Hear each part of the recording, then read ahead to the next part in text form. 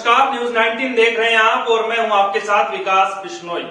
कुछ दिन पहले न्यूज 19 ने एक खबर दिखाई थी और उस खबर पर अब मुहर लगी है। खबर राजस्थान में मंत्रिमंडल के फेरबदल को लेकर थी और न्यूज 19 की तरफ से ये बताया गया था कि 3 मंत्री हैं जो मौजूदा मंत्री हैं उनके इस्तीफे लिए जा सकते हैं और उसके बाद जो 9 मंत्री पद खाली पड़े हैं उसमें से 3 की संख्या बढ़ जाएगी और 12 नए मंत्री बनाए जा सकते हैं। अब कल शाम इस खबर पर मुहर लगी है क्योंकि राजस्थान कैबिनेट के गहलोत कैबिनेट के 3 मंत्रियों ने अपना इस्तीफा सोनिया गांधी को भेजा है, इस्तीफे की पेशकश की है क्योंकि कांग्रेस एक व्यक्ति एक पद के फॉर्मूले पर काम करना चाहती है और ये तीनों ही जो शख्स हैं इनके पास एक से ज्यादा यानी कि संगठन भी था और सरकार में भी इनकी भागीदारी थी, तो वहां से इनको एक पद छोड़ने के लिए कहा गया था और अब इन्होंने संगठन में काम करने की इच्छा जताई है यानी मंत्री पद से इस्तीफा दे दिया है। आज का दिन बहुत महत्वपूर्ण है राजस्थान कांग्रेस की राजनीतिक इतिहास से बात करें तो, क्योंकि पहले जो हुआ कुछ महीनों से पहले जो हुआ था वो भी कहीं ना कहीं कांग्रेस राजस्थान कांग्रेस और हाईकमान के जहन में है, क्योंकि करीब 28 से 30 विधायकों का समर्थन सचिन पायलट के साथ था और सचिन पायलट ने प्रेशर बनाया था, हाईकमान के ऊपर प्रेशर बनाया था। करीब एक सप्ताह पहले सोनिया गांधी से और तमाम जो बड़े नेता हैं उनसे मुलाकात की थी। पहले अशोक गहलोत मिले थे, उसके बाद सचिन पायलट मिले थे। अशोक गहलोत ने कहा था कि केवल कैबिनेट का विस्तार किया जाए, लेकिन सचिन पायलट क्योंकि एक यंग ब्लड है और कांग्रेस नहीं चाहती कि उस ब्लड को ठंडा कर दिया जाए, जैसा ज्योतिरादित्य सिंधिया को लेकर हुआ था। ज्योतिरादित्य सिंधिया एक युवा चेहरा थे मध्य प्रदेश से और सचिन पायलट और ज्योतिरादित्य सिंधिया इन दोनों के बीजेपी में जाने की अटकलें थी। उस वक्त राजस्थान में राजनीतिक संकट पैदा हो गया था, लेकिन जैसे तैसे हालात को संभाला। बताया जा रहा है कि उस वक्त गलती राहुल गांधी की थी, अच्छी तरह से वो कन्विंस नहीं कर पाए थे सिंधिया को और उसी वजह से उन्होंने बीजेपी का दामन थाम लिया। लेकिन हाईकमान ये चाहता है कि सचिन पायलट को लेकर ऐसा ना हो। ऐसे में प्रियंका गांधी वहां से कुछ सीख लिया उन्होंने और प्रियंका गांधी इसको लेकर पूरी तरह एक्टिव है, सचिन पायलट के संपर्क में लगातार है और इसी का नतीजा है कि राजस्थान के अंदर जो अलग अलग गुटों में राजस्थान कांग्रेस बंटी हुई नजर आ रही थी उसको एक मंच पर लाने की कोशिशें प्रियंका गांधी के साथ साथ तमाम जो कांग्रेस के बड़े नेता है उनकी तरफ से की जा रही है। अजय माकन जो प्रभारी है राजस्थान के कांग्रेस के, वो कल पहुंचे हैं, जयपुर पहुंचे हैं और आज एक महत्वपूर्ण मीटिंग होनी है। 2-3 अहम पहलू हैं जिन पर चर्चा हो सकती है। एक तो ये कि 3 जो मंत्री पद खाली हुए हैं और 9 जो पहले से खाली पड़े हैं, केवल 12 नए मंत्री बनाए जाए, उनमें से 5 विधायक जो कांग्रेस सचिन पायलट के पाले से हैं उनको मंत्री पद दे दिया जाए और 7 एडजस्ट करने में निर्दलीय भी है, जो बसपा से है वो भी है और गहलोत खेमे के भी है जिन्होंने पूरे वक्त में गहलोत का साथ दिया था जब बहुत बड़ा संकट राजस्थान में गहलोत की सरकार पर आया था। एक खबर ये भी है कि हो सकता है कि तमाम जो मंत्री हैं पूरी कैबिनेट का इस्तीफा ले लिया जाए और नए सिरे से गहलोत कैबिनेट का गठन किया जाए, क्योंकि उसमें फेरबदल हो सकता है। जो मंत्री हैं उनके विभागों में फेरबदल हो सकता है। पहले उनके पास जो विभाग थे उसको बदलकर दूसरे विभाग उनको दिए जा सकते हैं। अब रही बात जिन 3 मंत्रियों के इस्तीफे लिए गए हैं उनमें हरीश चौधरी जो पंजाब के प्रभारी हैं, पंजाब की ड्यूटी है और पंजाब में चुनाव होने हैं। उसके अलावा रघु शर्मा जो स्वास्थ्य मंत्री हैं उनको गुजरात का प्रभारी बनाया गया है और उसके अलावा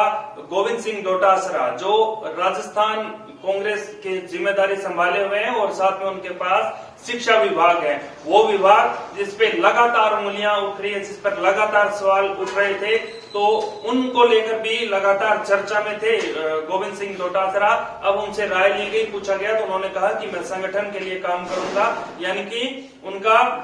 कांग्रेस राजस्थान कांग्रेस का अध्यक्ष बने रहना लगभग तय है। अब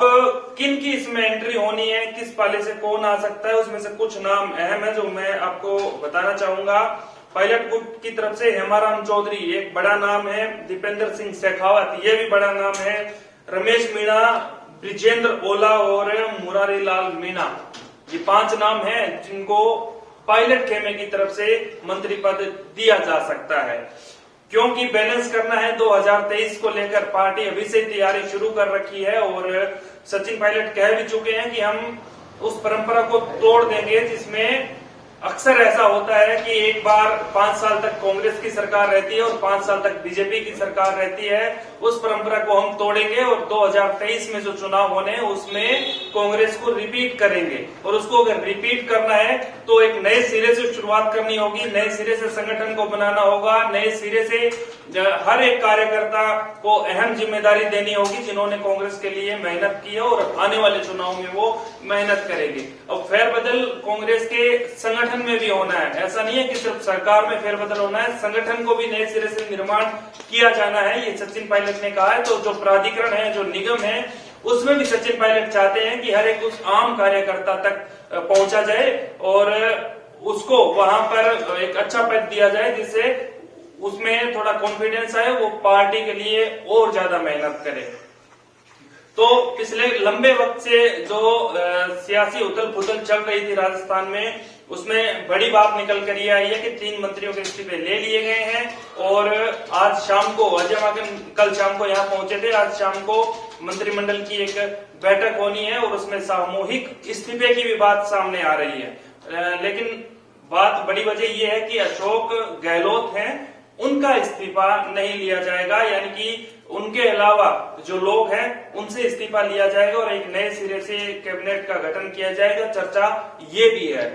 ये क्यों हो रहा है, इसके पीछे की वजह क्या है और आगे की सोच क्या है, ये बहुत बड़ी बात है। कुछ दिन पहले, करीब 1 महीने पहले,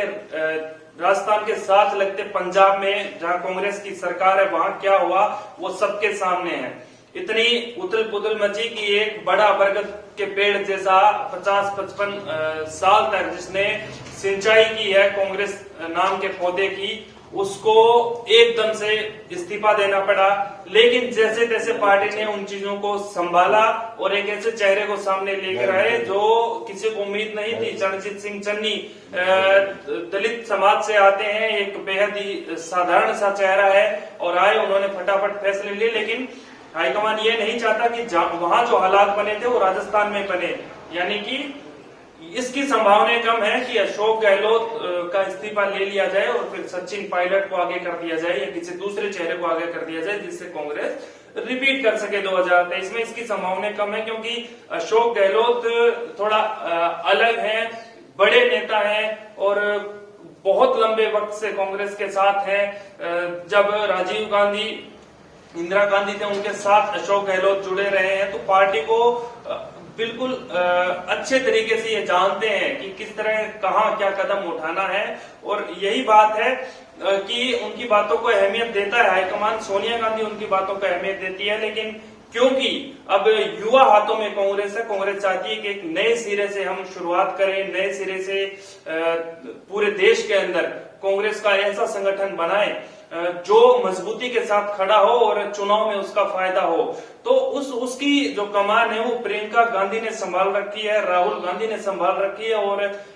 अधिकतर फैसले वो लेते हैं और वो चाहते हैं कि जो युवा चेहरे हैं उनको आगे लाया जाए और उसी वजह से सचिन पायलट का नाम सबसे आगे है। हो सकता है सचिन पायलट को भी कोई अहम जिम्मेदारी दे दी जाए, क्योंकि अगर रिपीट करना है और जैसी बात जिस कॉन्फिडेंस के साथ सचिन पायलट ने कही है कि हम रिपीट करेंगे, तो कहीं ना कहीं कुछ एडजस्टमेंट जरूर हुई है, कोई बात जरूर हुई है प्रियंका गांधी से और सोनिया गांधी से, राहुल गांधी से, वो तमाम बड़े जो केसी वेणुगोपाल है या फिर अजय माकन है, सबसे कोई बात पॉजिटिव रिप्लाई जरूर आया है सचिन पायलट के साथ, इसीलिए वो इस तरह की बात कर रहे हैं। तो बहुत बड़ी खबर है ये राजस्थान की राजनीति के हिसाब से देखें तो और राजस्थान कांग्रेस के लिहाज से देखें तो, क्योंकि पूरे देश के अंदर आजकल जो समीकरण बन रहे हैं, कुछ अहम मुद्दे थे वो धीमे धीमे बीजेपी ने एक अच्छी चाल चली, महंगाई को लेकर, पेट्रोल डीजल को लेकर जो कांग्रेस लगातार प्रदर्शन कर रही थी, उस चीज को वहीं काट दिया बीजेपी ने, क्योंकि केंद्र सरकार ने 10 से 12 रुपए रेट कम कर दिए। उसके बाद किसान आंदोलन का मुद्दा था, बड़ा अहम मुद्दा है ये, और क्योंकि राकेश टिकैत एक बड़ा चेहरा बन चुके हैं और जहां जहां चुनाव होते हैं वहां वो जाते हैं, और उन्होंने कहा है कि हम धीमे धीमे दवाई देंगे बीजेपी को और इसका असर काफी आएगा, लेकिन थोड़ी देर के बाद आएगा। उनका इशारा था कि जहां जहां इलेक्शन होंगे वहां वहां किसानों की तरफ से विरोध किया जाएगा, बीजेपी को सबक सिखाया जाएगा, लेकिन उस पैंतरे को भी कामयाब नहीं होने दिया। प्रधानमंत्री नरेंद्र मोदी ने कल तीनों जो कानून है उनको वापस लेने की घोषणा कर दी। अब इन सब चीजों को मिलाकर देखें तो क्योंकि बहुत कम वक्त बचा है, करीब 2 साल का वक्त बचा है चुनाव में राजस्थान के अंदर, और हर एक विधायक की, हर एक कार्यकर्ता की भूमिका राजस्थान कांग्रेस चाहती है, कांग्रेस हाईकमान चाहता है कि वो लोग लीड में आए और हर एक शख्स का काम करें जिसने कांग्रेस को वोट दिया है, जिसने कांग्रेस को वोट नहीं दिया है। लोगों की जो शिकायतें हैं उनको दूर किया जाए, और ये तभी संभव है जब अच्छे लोगों को संगठन में रखा जाएगा और सरकार में रखा जाएगा। लेकिन आज का दिन बहुत महत्वपूर्ण है, क्योंकि कांग्रेस में पहले जो चीजें लीक हो जाया करती थी, 1-2 दिन 5 दिन पहले